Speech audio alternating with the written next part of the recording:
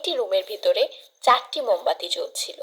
মোমবাতিগুলো একে অপরের সাথে তাদের নিজস্ব ভাষায় কথা বলা শুরু করলো। প্রথম মোমবাতিটি বলল, আমি শান্তি, কেউ আমাকে জ্বালিয়ে রাখতে পারবে না, আমি এখন নিভে যাব। তারপর সেটি নিভে গেল। দ্বিতীয় মোমবাতিটি বলল, আমি বিশ্বাস, শান্তি যেহেতু নেই তাই আমার আর জ্বলতে থাকার কোনো প্রয়োজন দেখছি না, আমি এখনই নিভে যাব। কথা শেষ করার পর দ্বিতীয় মোমবাতিটি নিভে গেল।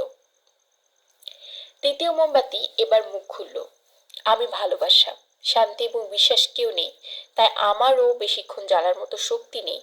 মানুষেরা আমাকে গুরুত্ব না দিয়ে একে পাশে সরিয়ে রাখে। শুধু তাই না, ওরা প্রিয় মানুষগুলোকে পর্যন্ত ভুলে যায়। তৃতীয় মোমবাতিটিও নিভে গেল। কিছুক্ষণ পর রুমের মধ্যে একটা বাচ্চা প্রবেশ করলো।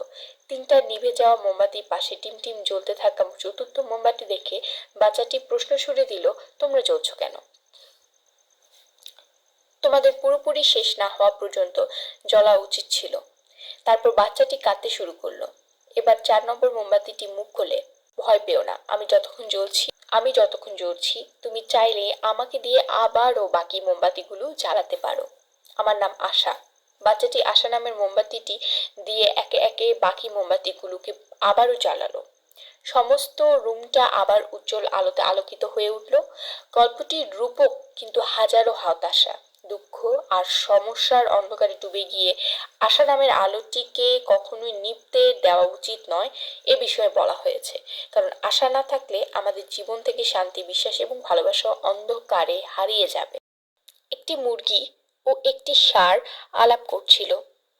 আমার খুব শখ ওই গাছের আগায় উঠবো, কিন্তু আমার এত শক্তি নেই।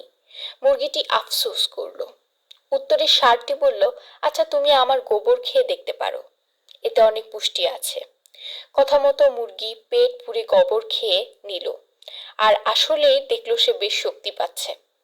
চেষ্টা করে সে গাছের নিচের শাখায় উঠে পড়ল। দ্বিতীয় দিন আবার খেলো, সে তখন এর উপরের শাখায় উঠে গেল। অবশেষে 4 দিন পর মুরগিটি গাছের আগায় উঠতে সক্ষম হলো। কিন্তু খামারের মালিক যখন দেখলেন মুরগি গাছের আগায়, সঙ্গে সঙ্গে তিনি গুলি করে তাকে গাছ থেকে নামালেন। শিক্ষণীয় বিষয়, ফাঁকা বুলশিট হয়তো আপনাকে অনেক উপরে নিয়ে যেতে পারে, কিন্তু আপনি বেশিক্ষণ ওখানে টিকে থাকতে পারবেন না।